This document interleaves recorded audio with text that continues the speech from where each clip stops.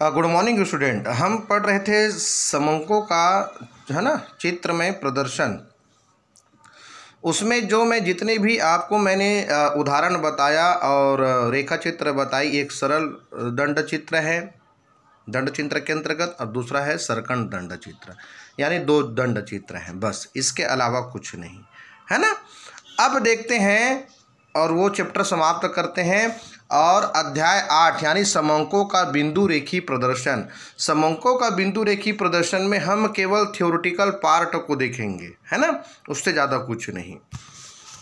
मैं कुछ कुछ अर्थ बता देता हूँ और इसकी उपयोगिता। जैसे कि देखिएगा, अनुसंधानकर्ता द्वारा संकलित समंक बहुत ही जटिल एवं विस्तृत होता है। यद्यपि इन्हें सरल बनाने के लिए इसका वर्गीकरण सारणीयन किया जाता है, फिर भी बहुत सरलता से समझने योग्य नहीं बन पाते। अतः इन्हें स्पष्ट करने के लिए बिंदु रेखी प्रदर्शन किया जाता है। इससे एक ही नज़र में देखकर हम समंकों की प्रकृति को समझ सकते हैं। इस प्रकार समंकों को सरल और बोधगम्य बनाने के लिए इसका बिंदु रेखी प्रदर्शन किया जाता है। जैसे कि पहले हमने समंकों का चित्र में प्रदर्शन किया, है ना। चित्र में प्रदर्शन करने के बाद हम क्या देख रहे हैं, इसका हम देख रहे हैं बिंदु रेखा से मिलान। तो चित्र में अगर प्रदर्शन कर ले तो बिंदु रेखा से मिलान करने की ज़रूरत नहीं है। केवल क्या है ना, कि सिर्फ हम इसकी थ्योरेटिकल पार्ट को देखेंगे, ठीक है।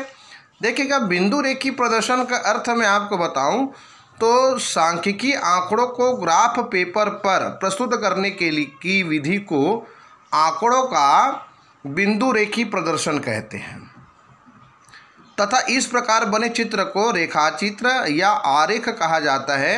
किंतु इन्हीं चित्रों को सादे कागज पर भी पटरी, है ना, आदि की सहायता से बनाया जा सकता है। गणित की दृष्टि से बिंदु रेखा ग्राफ को बीजगणित ज्यामिति की वर्णमाला भी कहा जाता है।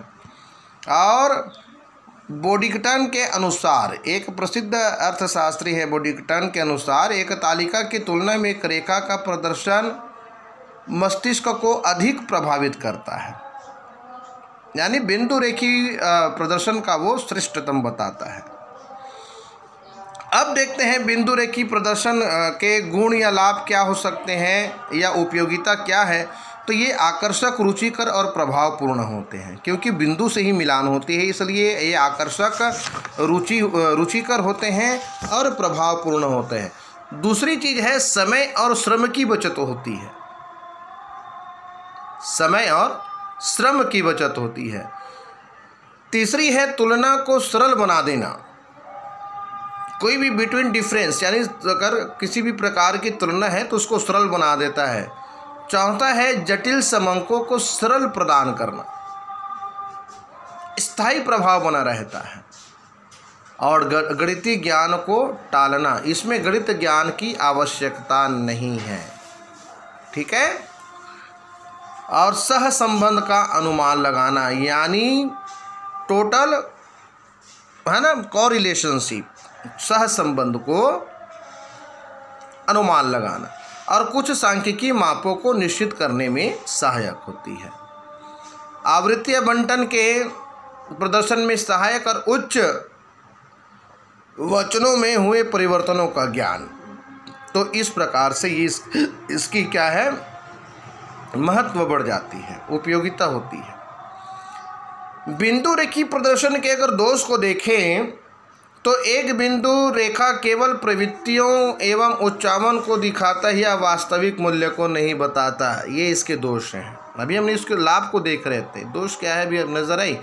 तो एक बिंदु रेखा केवल प्रवृत्तियों या उच्चावनों को दिखाता है, यह वास्तविक मूल्य को नहीं बताता।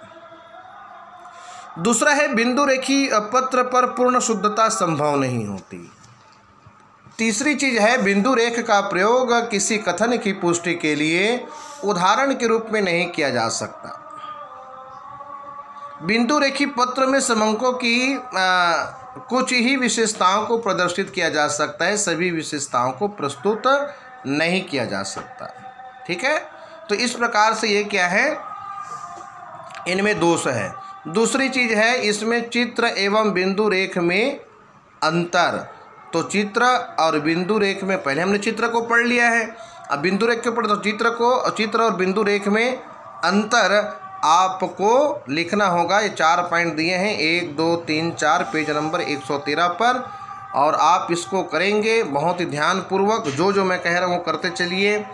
और असाइनमेंट भी हम आपको बनवाएंगे, भी असाइनमेंट का भी मैं आपको बताऊंगा, और शायद तक दशहरे के बाद से हम लेंगे असाइनमेंट, है ना। और अच्छे से गहन अध्ययन करें, महत्वपूर्ण चीज़ों को समझें, जानें, और आने वाले कालखंड में मैं आपको